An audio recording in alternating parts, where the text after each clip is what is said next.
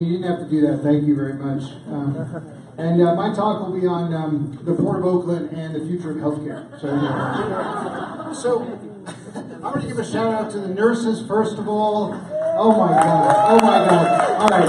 So the greatest honor of my life is to work with you and for you in this fight for guaranteed healthcare. And when nurses organize for guaranteed healthcare, they don't start with how do you pay for it. They start with how do you guarantee the health care that our patients need and establish a universal standard of excellent care. That's what nurses talk about. Because one of the things that has gotten us here, obviously, is the momentum that's created from the political movement from 2016, especially the Bernie Sanders campaign, but also, as some colleagues mentioned earlier, the persistence and prominence of registered nurses in this fight is a huge factor as to why we are where we are today. And so I think all of us owe an extraordinary debt, because these are folks who are on the front lines, taking care of patients every day, and then going out.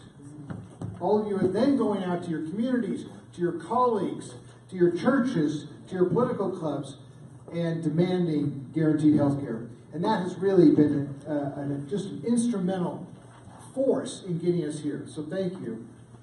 We also, and where are we today? It is an amazing moment. Think of where we are. There was this person who ran for president last year who said that single payer would never ever happen. And yet, 17 senators are supporting Medicare for all. Think of that. Think of that in it's less than a year. I was at the platform committee of the Democratic Party in Orlando, Florida last year, where I was talking to delegates for Secretary Clinton, and I said, are you going to support our Medicare for all resolution? And these delegates, who I didn't know, said, oh no, that's war. I'm not kidding. That's what they said. So there is this remarkable moment we had where I asserted that if Medicare for all is controversial in this room, it's the only room of Democrats in which it is controversial, right? And that's true. 70-80% of Democrats support this. A majority of Americans support Medicare for all. 52% of Trump voters who earn less than $30,000 a year support a federal guarantee of health care. Medicare for all, though obviously unpopular among Republicans, is more popular than the ACA. The opposition to Medicare for all isn't that much higher among Republicans than support. It's maybe 12 points in some polls.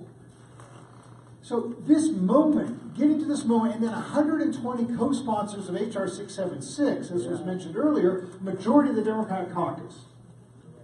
So you add all that up, and you realize, and then we saw the CNN debate, for those who watched it, with Senator Sanders and Senator Graham and Hopalong Cassidy, and then Senator Klobuchar. And you saw in that debate precisely why they excluded us from the Senate Finance Committee in 2009. Because if you have a debate on single payer wins. Yeah. If you have an actual policy debate where it's on the table, it is obviously the solution. And so yet we find ourselves in this profound moment of possibility. We are actually at the beginning. We're actually at the beginning of the mass movement for healthcare justice. It's shocking for those of us who lost all their hair over the last 25 years working on this issue, but it's true. That's where we are. And so all of a sudden we find ourselves with more popular support than ever, more demonstrated political support. If you want to run for president, if you're a Democrat, you can't say never ever. You actually have to say yes now to Medicare for all. And that's a transformation just in the last year. And at the same time then, all of a sudden, we're moving to SB 562 in California. And there's all this really upsurge of support. We get it through the state Senate. That was tough. And then all of a sudden, 3 weeks later, the Speaker of the Assembly decides to stall it. So he parks it in the Rules Committee, won't let it move in the Assembly. And all of a sudden, all those folks who are with us are like, oh, well, maybe not. And then all of a sudden, there are pundits who come out of the woodwork, not to say, yes, there's this mass upsurge for the demand for guaranteed health care. Let's figure out how to make it work. It's like, oh no, the supporters are misleading. The proponents are misleading the supporters. Medicare for all isn't the only way to universal coverage. It's got real problems. Oh, we can't make it a litmus test. I mean, it was The Nation, The Intercept, Mother Jones, Huffington Post. Okay, those are kind of organs that we've seen on left liberal, right? All of a sudden, it's not about the momentum for Medicare for all, it's about the concerns. And I love that piece Adam Johnson from FAIR wrote in the LA Times about the concern trolls. It's like concern trolls, people who express concern about an issue in order to derail genuine consideration of it. And so when we were in California, we had a lot of folks who were supporting concept. That was the phrase, supporting concept. And then we have a lot of elected officials saying, we support single payer, we want to get there eventually. Right? And we had a major struggle within the AFL-CIO in 2009 to put Medicare for all back on their agenda. And it's been on their agenda since then as the ultimate goal. And they have literally never sponsored or supported federal single-payer legislation. So what we found is that at the moment as we start to ascend and we're winning the debate, those who are supposed to be on our side are the ones putting the brakes on the movement. And it's a very frustrating situation. People ask me how I'm doing, and I say, well, I'm actually in a constant state of annoyance. I'll just be honest. You know, I'm just annoyed, all right? Just every day I'm annoyed. So I sought some solace in history, and one of the recent times I was in Washington, D.C., I went to the Frederick Douglass House, which I recommend, very profound experience. So I have a well-known phrase, Frederick Douglass. I wanted to share the whole quote. Those who profess to favor freedom and appreciate agitation are men who want crops without plowing up the ground. They want rain without thunder and lightning. Power concedes nothing without a demand. It never did, and it never will. Find out just what people will submit to, and you will find out the exact amount of injustice and wrong which will be imposed upon them. And these will continue till they are resisted with either words or blows or with both. The limits of tyrants are prescribed by the endurance of those whom they oppress. Power concedes nothing without a demand. And one could describe, I think, a lot of folks, particularly in this time of the white supremacist in chief. I think we can see that. We can see people's acceptance of their own oppression in that sense. But what we also, I think, what we miss in this debate between the pundits who have these concerns is that there is this huge disconnect between the people's actual experience of healthcare and what the pundits in DC think. That I've never seen a gap on an issue between people's real experience and elite opinion. And there's a lot of theories of social change, and one of the theories is you need to get opinion leaders on your side. And what it turns out is that the opinion leaders themselves on this issue have huge institutional interest in not being on our side. And that's a little surprising in a way, because we thought, oh, we're going to get, we'll put single payer on the map, we'll get a majority of the Democratic caucus on it, we'll prove its viability. Everyone says you got to get senators, and if you get 6, you're viable. How about if we get 666? And we do all that, and then all of a sudden, it's that same base who says no. And so we have to understand those institutional interests that they have. Secondly, we also find that I believe that incrementalism itself has become a problem. Because there is always something more immediate when it comes to healthcare, but there is nothing more urgent than Medicare for all. Right? A lot of things we can immediately work on. And if we only work on those immediate things, we will never get to Medicare for all. That's the point. And those immediate issues are profound. Like, we had to stop Graham Cassidy, just like we had to stop all the other iterations of it. And the assertion was, from Nancy Pelosi directly to the movement, to the nurses, was you can't promote Medicare for all if you're defending the ACA. That's their position. Now, it turns out that the Lieutenant Governor of California, who's the front runner to be the governor next time, disagrees with her. She called it absurd. He called it absurd. Gavin Newsom called it absurd that you can't do both. And of course, how do you beat something with nothing? That's a question. And how do you take on the arguments about the insurance industry if you're defending simply the law that gave them more power? That's a problem. That's a problem. So there has to be an analysis. I thought the most telling moment in the debate on CNN was when Lindsey Graham said the only beneficiaries or the primary beneficiaries of the ACA were insurance companies. And then he said, and then of course every argument Lindsey Graham made basically led to single payer, but leave that aside. It came down to a choice of, what did he say, federalism or socialism? Many of us thought he was referring to barbarism or socialism. But that debate crystallized that they don't actually have an argument against Medicare for all. All they have is a political argument against government. They have a political argument against government and a talking point against government, but they do not have a policy argument against Medicare for all. And that's why it's vital that the Democrats not just be on the side of the insurance companies and not just defend the ACA. And I thought, Senator, for the Minnesotans in the room, I'd be curious what you thought, but I thought Senator Klobuchar got tripped up in that point. She couldn't get out of that, she couldn't figure out what to say, because of course you can't really say, yeah, it's great that the premiums keep going up. Oh, they wouldn't have gone up as much, right? It's unfortunate that the average deductible is $1,400. Yeah, it is. What are you going to do about it? And that's the problem. What are you going to do about it? If you simply defend the ACA, you do not have an argument for the kind of healthcare system we actually need. And I was also thinking about this quote from Dr. Martin Luther King Jr. For years now, I've heard the word wait. This wait has always meant never. We must come to see that justice too long delayed is justice denied.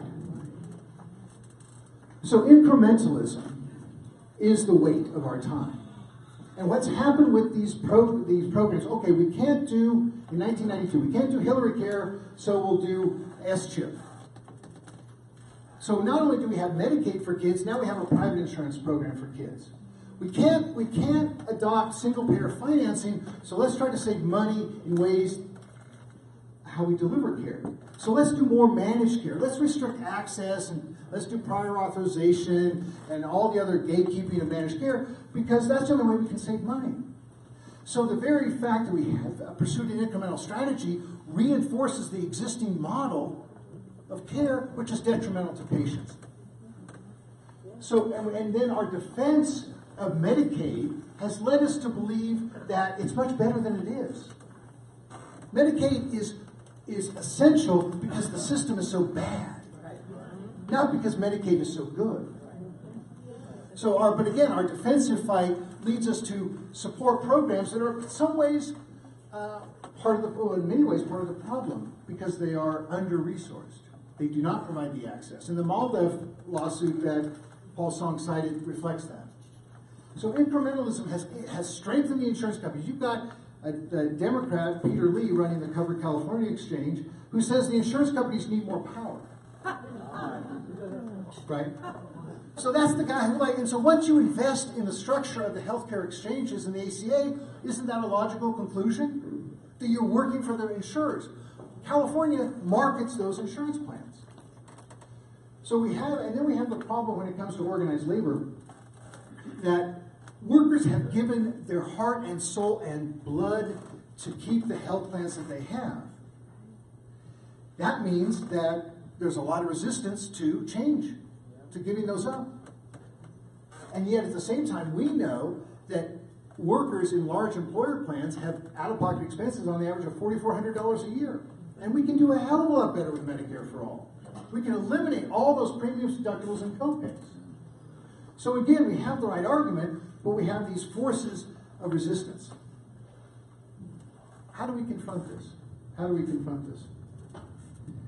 Well, one thing we have to acknowledge, and this is the last quote I think is really an activist from California, Maureen Cruz, gave me this one. If we've been bamboozled long enough, we tend to reject any evidence of the bamboozle. We're no longer interested in finding out the truth. The bamboozle has captured us. It's simply too painful to acknowledge, even to ourselves, that we've been taken. Once you give a charlatan power over you, you will almost never get it back. That was Carl Sagan. And the insurance companies are the charlatans of our time. They literally rip us all off. They add no value, and they take 20, 30% off the top. They're ripping up businesses every day. And this perhaps is the most annoying thing of all. We're told we have to do all these things. We have to give tax subsidies so people can buy private insurance. We're told that we have to restrict access or have the prior authorization, or we have to move care from the inpatient setting to the outpatient setting. We have to do all these things to manage care because that's how else we're going to save money. And yet, Helmsley at United Health gets $31 million a year. Kaiser makes $1 billion a quarter. So we're not going to touch that. We're just going to make sure that the U.S., in the U.S., patients who already go to the doctor less than any other people in the world see doctors less. We already stay in the hospital shorter time than the average of industrialized countries. We're supposed to stay in the hospital less. While these guys make all that money, and these companies pay all that value to shareholders. Collective bargaining is basically a transfer of wealth from our employers to the insurance companies. Compensation has gone up 160% since 1970. Wages are flat. It is literally a not into our pockets, but from the boss to the insurer. So we confront this reality, and we say, well, geez, doesn't anybody get it? Isn't it obvious? That's right. And it turns out there are profound, really deep investments that people have. And this sometimes gets expressed, as it did in this Nation article, as this theory of loss aversion. So one of the key concerns is people will simply resist losing what they have, even if you make rational arguments that what you offer is better. Even though what you offer is better, people will hold on to what they have that's worse because they don't believe you that it's better, or they're so afraid of losing it. We have to confront that. And the discussion that we're going to have in this session is about what kind of tactics we could develop to address that. What I want to suggest, first of all, is that we have to understand the cause of the resistance. Is the concern legitimate, or is it hiding behind something else? So, for example, SB 562, as Paul Song pointed out, he kind of devastated every rationale they provided for stalling it. But that's what they said. They said, okay, it's incomplete, woefully incomplete. Well, it turns out that the Speaker of the Assembly gets a lot of money from the healthcare industry, and he uses that money to elect Democrats in swing districts. And those Democrats don't want to vote against the industry, against the insurers and the hospitals and the pharmaceuticals. So is the bill woefully incomplete, or is it part of a dirty money dynamic that fund Democrats? You have to understand that difference. He has said publicly, I need to protect my moderate members. So there's that. Again, talking with some colleagues, unions have deeply invested in Taft-Hartley trust funds. We cannot ignore that concern. That's a real concern. That's real sweat and blood to build those funds. So we got to understand what it is those funds offer the unions, how we can design a program that addresses their concerns about the transition to Medicare for All, and that provides a role for those trust funds. We've got to understand those motivations and develop a response to it. I also think that we have got to do a better job of mobilizing our own pundits. Sarah Jaffe put an article in, I think it was CNN, where it said, Medicare for All has won the debate, and the CNN show proves it. We need Sarah Jaffe to keep writing those things. Right? We need to cultivate those writers and those journalists who are on our side. Because I'll tell you what, for all the failings of the Clinton campaign for president, they were very, very good at mobilizing the liberal media against Bernie Sanders. In fact, I thought that was the thing they were best at. And it continues. It continues to this day. That there are forces, I've never seen anything like it, where Michael Tomasky, if you know him, exactly. Can we have a hiss for Michael Tomasky? Sorry. And Joy Reid are on MSNBC are talking like, gee, they're going to make this Bernie Sanders crowd, they're going to make Medicare for All a litmus test. Oh yes, that's a real danger. All right, so let me get this straight. You've lost 1,000 legislative seats since 2009. You had the lowest midterm turnouts in 2010 and 2014 among Democrats. And you don't want to run on the issue that 70 to 80% of Democrats support. All right, so let's unpack that. Yes, I want to hear your concerns. I really want to get into therapy with you there. So the one thing we need in midterm elections is motivation.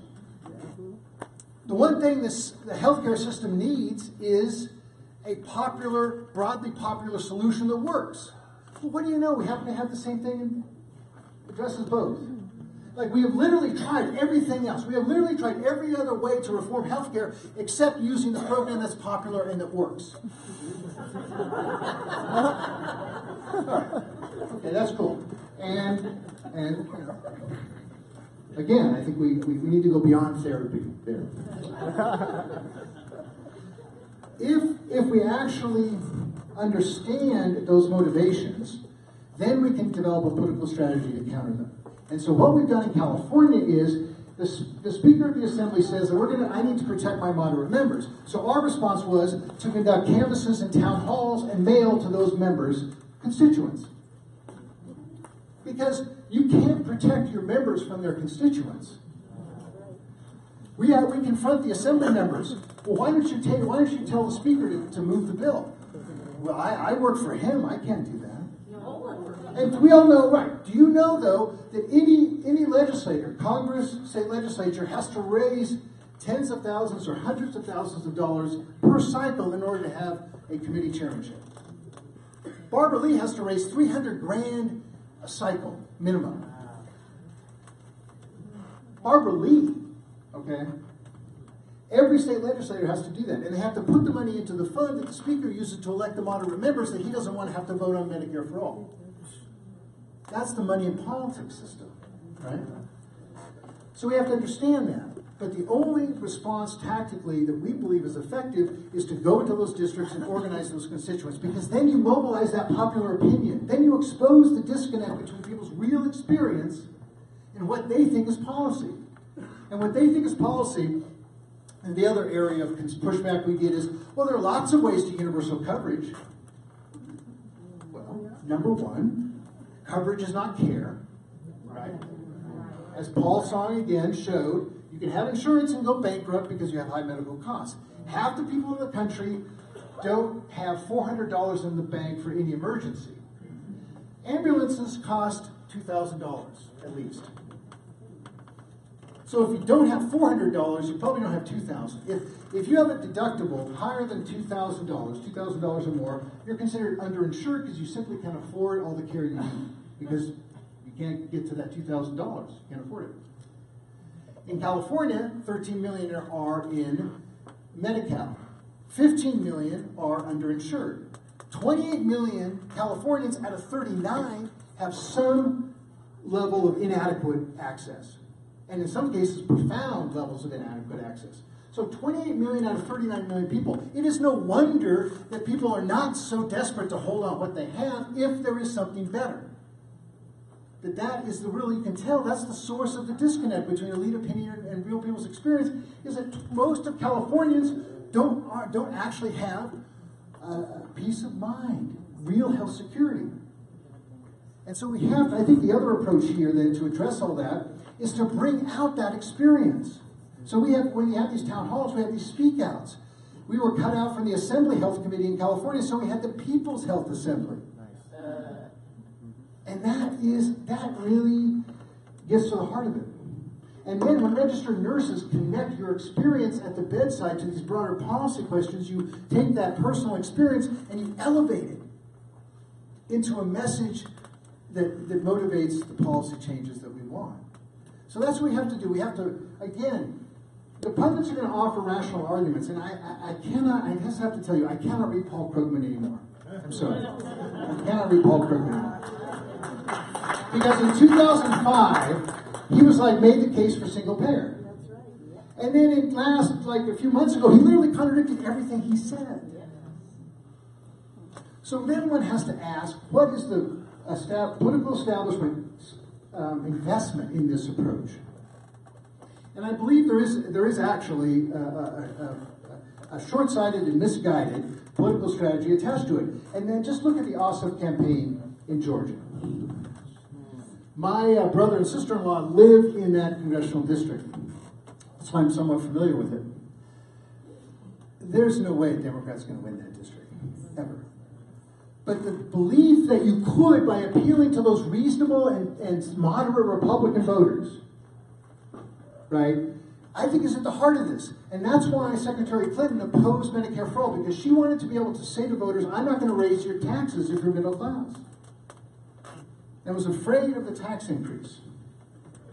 So there is a political strategy behind it. It involves the Democrats no longer even pretending to be a party of the working class.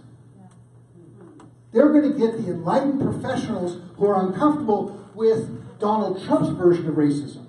They're totally cool with all the dog whistle politics of Ronald Reagan when he announced in Philadelphia, Mississippi, his bid for president. They're perfectly happy with Bill Clinton running for president on the back of a mentally disabled guy who he executed, African-American guy who he executed. They're perfectly happy with that.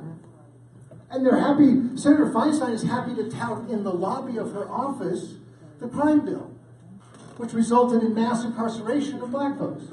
They're all cool with that. And the Republicans are cool with the race baiting that's basically put them into power nationally and throughout the South. But Donald Trump's crossed the line. And so we can appeal to those voters who are appalled by that. And they can't. They can't. Because someone's going to represent the working class in this country. And right now it looks like it's going to be Roy Moore in the South. No, I'm telling you, the populist right is running against the elites. Look at that. Look at the messages of that campaign. And the Democrats think you can beat the populist right with some tepid centrism. And that is at the heart of where this pushback on Medicare for All starts. And so our task ultimately is what we started on the panel on intersectionality. Is that if we believe that we're going to get Medicare for All when people still have a $7.25 minimum wage, or people are deported because of their immigrant status, or that we're not going to solve the crisis in the African American community resulting from mass incarceration, if we think all those things are going to stay the same, but we're going to get Medicare for All, we're deluded. Right? We are deluded. We can only achieve it if we are the health care wing of the broader justice movement. That is the only way we can succeed. It was not a coincidence that Medicare happened in 1965 as the civil rights movement peaked, and the anti-war movement developed, and the feminist movement developed. That's not a coincidence, and that is the moment we are in. That is the moment that we have. And so we have to bring along those institutions. We have to prove to those who would say that tepid centrism is the way out. The only way out is to actually address people's needs in a profound way. And the only way to do that is literally go door to door and do the organizing necessary. But the amazing thing is, we're not alone. Okay, most of us in this room are over 40. That's probably true. But the movement out there isn't mostly over 40. The movement that's going door to door in California for SB 562 is young, dynamic, and committed to change the system. And God forbid, they even kind of like socialism. All right? And so that is our moment. That is our moment of huge possibility, with new broad allies, with greater credibility with the public than we've ever had before. And our challenge is to not get bogged down by elite opinion or narrow institutional interest. Our challenge is to galvanize the public, galvanize the people whose side we're on, into this fight for our lives. And I have to tell you, I have never been more optimistic about the possibility of winning. This is a righteous and winning movement, and we are going to win it. Thank you.